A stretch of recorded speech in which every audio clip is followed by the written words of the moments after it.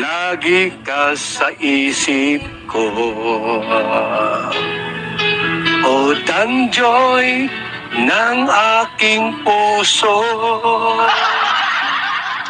siguro maraming nagre-request sa'yo ng mga kantang paborito ko. Bakit ka nalolongkot? O Danjoy ng aking puso, siguro nagkagaling.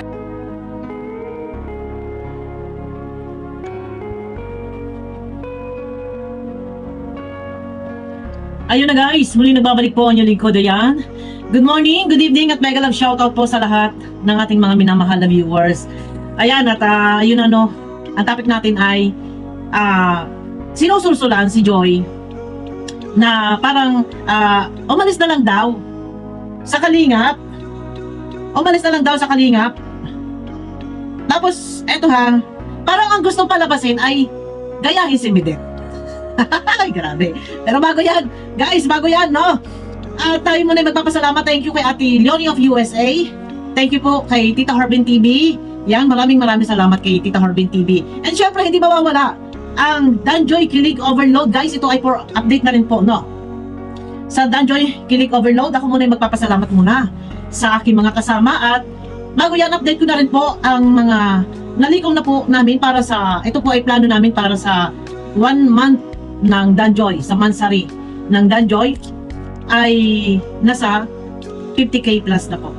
Thank you sa aking mga kasama. Talagang full support po sila. Talagang mahal nila ang Danjoy. Thank you po. Pero ito ay aking babanggitin ng kanilang mga pangalan at hindi ko na po babanggitin ang kanilang mga apelyido para sa seguridad, no? Kasi nasa social media tayo. Ayan, thank you kay Ma'am Monica, kay Sis Angelica, kay Ma'am Marie, kay Ma'am Maria Gracia, thank you po. Siyempre kay Ate Malo, kay Ma'am Cecilia, maraming salamat. Kay Ma'am Anonymous, alam mo na po yan ma'am kung sino ka. Nandiyan ka naman sa group chat. Thank you po. And kay Ma'am Helen, thank you po sa inyo ni Sir ni Canoli, no? At kay Sis Liwa, maraming salamat. Kay Sis Maricel, thank you po. Eto guys, ang nalikom po namin, nasa 50k plus na po. Yan po ay paghahanda para sa 1 month sari. And bukod po dito sa aming nalikom, meron po kami separate cash na naipadala na po, no? Meron na po kami mga separate cash, opo. At sa photoshoot po ay naipadala na po namin para kay Kalinga Prab, yung 10k. Yan, maraming salamat kay Ma'am Marie. Siya po ang sumagot na sa photoshoot. Abangan po natin yung sa photoshoot, no? At 3,000 pesos cash na ipinadala po kay Kalingap Dan. Para po kay Kalingap Dan yan guys. Kasi before nakapagpadala na rin po kami ng 5,500 cash para kay Joy. So meron din po si Kalingap Dan. And direct na po namin na pinadala kay Kalingap Dan.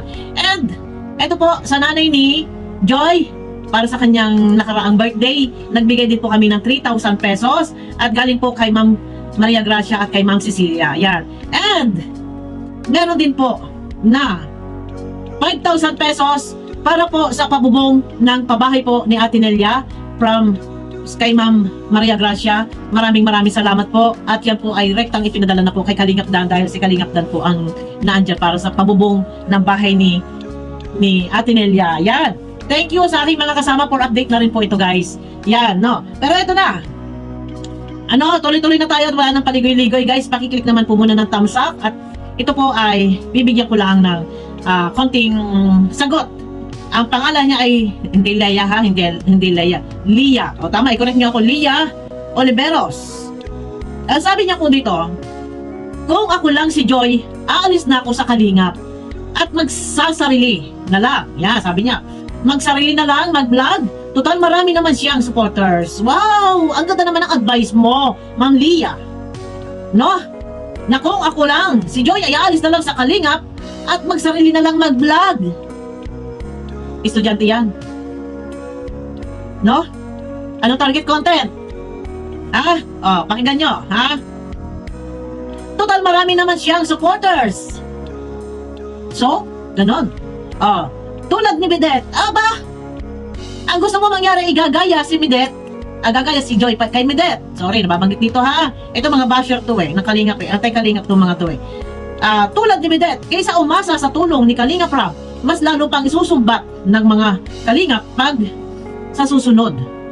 Hindi mo na sila, kapag sa susunod na hindi mo na sila mapagbigyan. Ang ganda naman ng advice mo. Huwag ninyong ipares si Joy sa mga utak ninyo, kung ano man yung laman ng utak nyo, kung ano man yung laman ng isip ninyo, kung ano yung mga kagustuhan ninyong mangyari. Huwag ninyong ipares si Joy or gayahin kayo ni Joy. Maganda katatayuan ni Joy. Lia Oliveros. Maganda katatayuan ni Joy. At wala problema. Bakit ganito yung gusto mong mangyari para kay Joy? Sino ka? Sino ka? Ang sponsor ba ay habang buhay? Ang supporters ba ay habang buhay na nandyan na manonood? Kung magbablog si Joy, ano ang target content? Kung magbablog si Joy, paano ang kanyang paggastos? Sa tingin mo ba yung channel niya ay magkiklik? Wag kang ganyan, Tapos ito pa, pag mahal ka ng mga sponsor mo, di ka naman yan iiwan. Aba, hanggang kailan ng sponsor? Kung ikaw, sponsor ka, halimbawa, Lia Oliveros. Lia Oliveros, kung halimbawa ikaw, sponsor, habang buhay ba na ikaw, ay yung pera mo ipadadala mo? Yan pag mahal ka ng mga sponsor mo, di ka naman yan iiwan. Magsarili ka na lang, mag-vlog. Mas marami ka pang matutulungan. Opinion ko lang yan, Joy. Tinan mo mga utak ng mga utak. Ay, naku! Ano klaseng utak? Utak ipot ba yan? Na ganyan yung inyong, ang dami yan, ang dami. Sinusulsulan nila si Joy na sana raw mag-isip-isip at umalis na raw sa Kalingap, magsariling sikap na, magsariling vlog na. Yung mga inuutos nyo, yung mga sulsul ninyo ay hindi makatao, hindi makatarungan, Respeto naman. Si Joy, huwag ninyong ipares kung ano ugali meron kayo. Dahil si Joy, wala namang ibang hangad, kundi lang ang makatapos ng pag-aaral. Ano yung sasabihin ninyo na, pag mahal ka ng mga sponsor, di ka naman yan iiwan, magsarili ka na lang, mag-vlog, mas marami ka pang matutulungan. Opinion ko lang sa'yo, Joy. Sponsor, Sige, sponsoran mo. Lia Oliveros, lahat ng pera mo, ibigay mo. Huwag ka nang lumamon. Lahat ng pera mo, ibigay mo. At saka, ano yung sasabihin mo dito na ano? Ano yung sinasabi nito dito? Kaysa umasa sa tulong ni Kalingap Rap, mas lalo pang isusumbat na mga Kalingap pag sa susunod na hindi mo na sila mapagbibigyan. Hindi ganyan katindi ang ugali ni Kalingap Rap. Kayo, mga basher, Altay Kalingap, ang mga ugali ninyo, basta sama, mga hindi nakakaintindi. Ang ganda ng katatayuan ni Joy sa Kalingap, ano pa ba ang gusto niyo mangyari? Palayuin, paalisin si Joy. Hindi ganon. Ginugulo nyo yung isip. Marami nagko-comment, marami ang nag-aaral. Sa bagay guys, ito ikaw, Lia Oliveros, bulinaw ang utak mo utak ipot. Sorry. Kung anong utak meron ka, huwag mong hilahin si Joy. Huwag mong turuan si Joy sa kapalpalan mo, Utak taho Utusan pa naman na pagmahal ka ng mga sponsor mo, di ka naman iiwan, ihahalin tulad mo pa kay Midet, ihahalin tulad mo pa. Total marami naman siyang mga sponsor tulad ni Midet kaysa umasa sa tulong ng Kalingap Rap. Ibang utak din talaga, Lia Oliveros. Ayusin mo yung mga sinasuggest mo, yung mga gusto mo mangyari. Parang gusto mong sirain ang relasyon ni Joy sa Kalingap. Ay, yung Kalingap, naandyan, alagang-alaga si Joy. Naandyan din isa pa si Kalingap na naandyan na puro support para kay Joy. Kung yung sabi ni Kalingap na sa pag-aaral niya, itutulungan niya si Joy sa tuition fee, o sagutin na lang niya yung tuition fee. Biro man yan, pero maaaring mangyari yan. Marami ang nagmamahal at sumusuporta kay Joy, kaya hindi niyo dapat turuan si Joy na lumayo sa Kalingap. Anong utak meron ka? Nag-aaral yan, hanggang kailan? Kaya tulungan ng sponsor. Gusto mo sirain ang relasyon ni Joy? Lia Oliveros. Gusto mo sirain ang relasyon ni Joy sa Kalingap?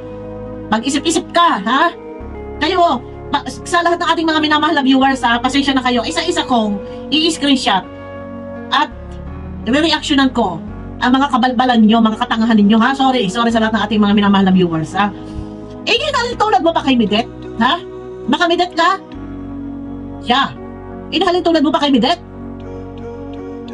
Na, kagaya ni Midet, ano sabihin niya? Tulad ni Midet. Kaysa umasa sa tulong ni Kalinga Prab. Bakit noon? Nung nandiyan pa si Midet, hindi niya sinasabi niya kay Midet. Ha? Bakit nung wala na si Midet? Kay Kalingap Dan? Bakit iyakan kayo? Ha? Ngayon na lang kayo ganito. Ha? Dahil wala na si Midet. Bakit noon hindi niya sinasabi kay Midet na umalis siya sa Kalingap? Ha? Sobra kayo? Wag kayo na pati. Tsaka wag kayo magbibitaw ng mga pangalan-pangalan.